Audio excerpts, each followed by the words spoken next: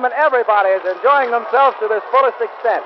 It's a wonderful sight, seeing people genuinely enjoying themselves. There's no false pretense about this whatsoever. And as we came over here to the Astor this evening to broadcast to you, we heard so many people say, we hope it comes soon, and then Jimmy can come home. Well, that seemed to be the general spirit of the occasion. People were waiting in hope. They were lining the sidewalks. They were sitting on the curbs on newspapers, waiting for the announcement which President Truman made shortly before or after 7 o'clock. So much has transpired since then, we've almost forgotten. We understand that Wednesday and Thursday have been officially proclaimed as VJ days, and the people down here are taking advantage of the situation and really celebrating. They've been waiting all day long since early this morning. And now we take you to Bill Hillman in front of the White House in Washington, D.C. This is Bill Hillman. The four great leaders of the four great powers today announced the surrender of Japan. But tonight, the Emperor of Japan will have to tell his own people the sad news. Because here's a bulletin from San Francisco which states the Tokyo radio in a special broadcast said tonight that Emperor Hirohito personally would read an imperial rescript over the radio at 11 p.m. Eastern Wartime.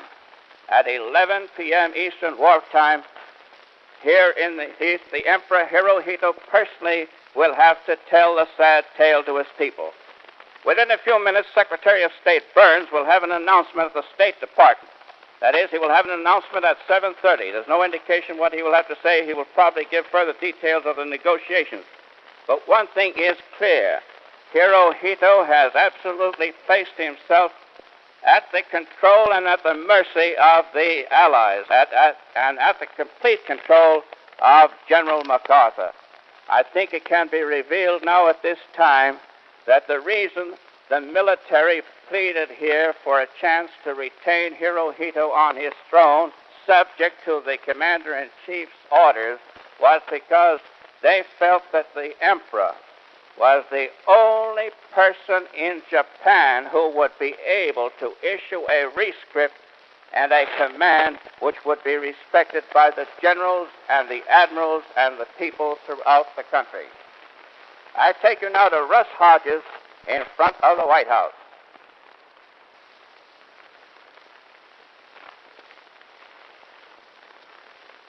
Broadcasting system, broadcasting direct across from the White House facing Lafayette Park. It is really the mecca of all Washingtonians and all visitors, because as soon as the announcement was made, thousands of people started thronging to this historic spot, and they were given a big treat because President Truman has just entered the official limousine and has gone out of the Pennsylvania Avenue gates and has headed down the street to a tremendous cheer from the assembled multitude, which must be at the present time at least 15,000 people, with more coming from all directions over to the historic State Department. All traffic is tied up in every direction. People are utterly ignoring the automobile traffic. The policemen, of course, are having a terrible time keeping the people from getting run over. But fortunately, no damage is being done in that respect at all. And I know that within the next 30 minutes to within an hour, there will be probably 100,000 people here. A taxi cab just went by, very happy about everything. People are absolutely hysterical. We broadcast to you this morning at 5 minutes after 8 o'clock, and we remarked at that time how dead Washington was, that no one seemed to know that the war was nearly over. Well, tonight, Washington has really come alive, and it looks like one of the biggest nights in the history of this great city. People are going by. A couple of them recognize me and yell at me and blowing the horns, having a grand time. Across the street, there are a couple of people embracing. The kisses are flying in every direction. Some people hysterical. We saw one lady down right at the corner of the White House grounds, the one toward the State Department, fall down on her knees and pray, giving that devout thanksgiving for this victory that has been won and which has been announced to the entire world tonight at 7 o'clock. People are just coming from every direction. The multitude is teeming around. Fortunately, we have a long microphone cord extending out into Jackson Place, and we have a very good point of vantage. It's been a lot of pleasure to get to tell you what is going on here, and we wish we could tell you all about it more, but our time is up. This is Russ Hodges speaking, and this is the Mutual Broadcasting System.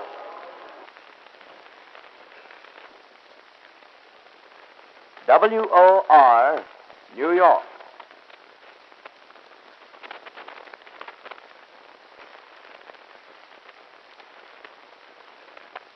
Arthur Hale will follow in just a moment.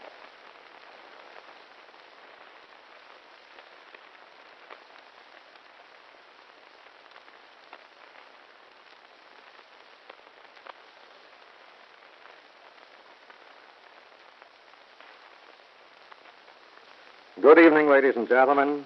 This is your Richfield reporter, Arthur Hale, speaking to you for independent Richfield dealers and distributors. Well, there's very little that people like you and me can say at a great moment like this, when the world has moved out of the tragedy of war into the hopefulness of peace. I can't help thinking of those who will not be here to enjoy the fruits of their sacrifice, they and those whom they left behind to grieve for them. They had spirit and courage, great spirit and great courage. We know that they would want us to carry on, except that we might hope, if it's not asking too much, that we mold the future a little more constructively in their memory. We're not really deserving of victory and peace unless we are prepared to do that, as nations, as communities, and as individuals. I'll give you now a running resume of this evening's events, starting at 7 o'clock when the flash came over the wires. Dated Washington, August 14th, a day of history. Japan has surrendered unconditionally. President Truman announced at 7 p.m. Eastern Wartime tonight. General of the Army Douglas A. MacArthur has been designated Supreme Allied Commander to receive the surrender. Offensive operations have been ordered suspended everywhere. VJ Day will be proclaimed only after the surrender has been formally accepted by General MacArthur. Mr. Truman read the formal message relayed from Emperor Hirohito through the Swiss government, in which the Japanese ruler pledged the surrender on the terms laid down by the Big Three Conference at Potsdam. President Truman made this statement, and I quote, "I have received this afternoon a message from the Japanese government in reply to the message forwarded to that government by the Secretary of State on August 11th. I deem this reply a full acceptance of the Potsdam Declaration, which specifies the unconditional surrender of Japan. In this reply, there are no qualifications. Arrangements are now being made for the formal signing of surrender terms at the earliest possible moment. General Douglas MacArthur has been appointed the Supreme Allied Commander to receive the Japanese surrender. Great Britain, Russia, and China will be represented by high-ranking officers. Meantime, the Allied armed forces have been ordered to suspend offensive action. The proclamation of VJ Day must wait until the formal signing of the surrender terms by Japan." Simultaneously, Mr. Truman disclosed that selective service is taking immediate steps to slash inductions from 80,000 to 50,000 a month. Henceforth, Mr. Truman said, only those men under 26 will be drafted for the reduced quotas. The White House made public the Japanese government's message that ended the war, which started December 7th, 1941. The text of their message, which was delivered by the Swiss chargé d'affaires, follows.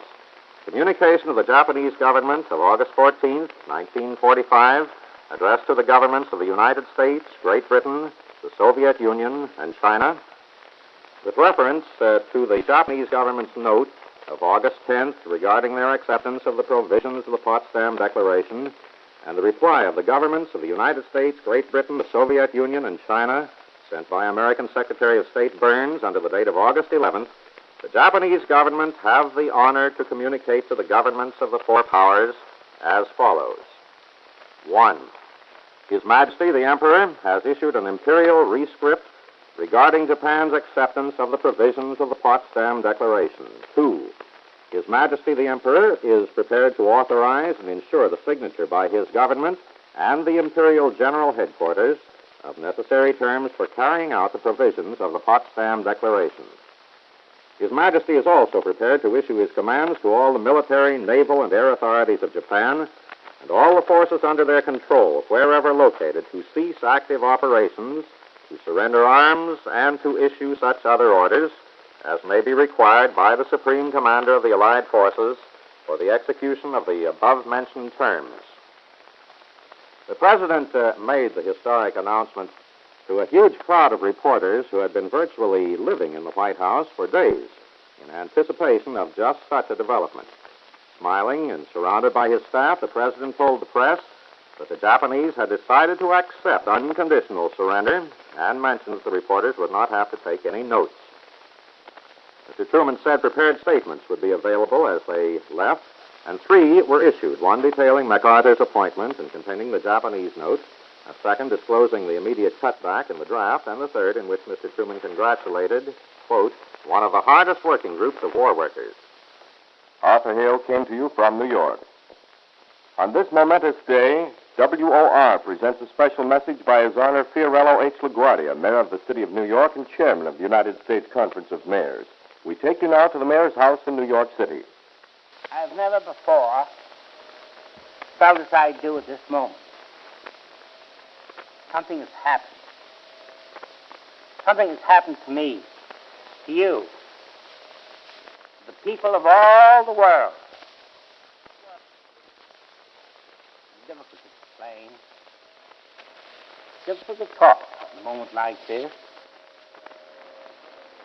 One is met with conflicting emotions.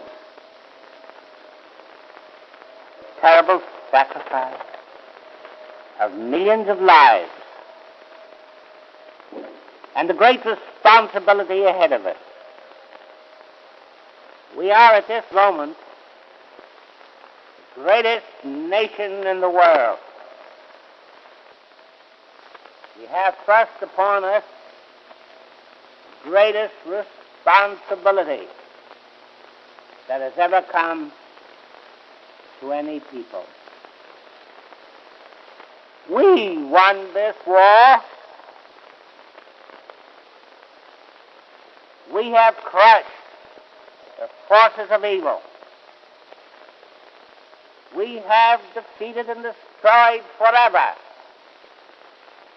the Nazis. Check out my other videos and subscribe, and let me know what you think of this video.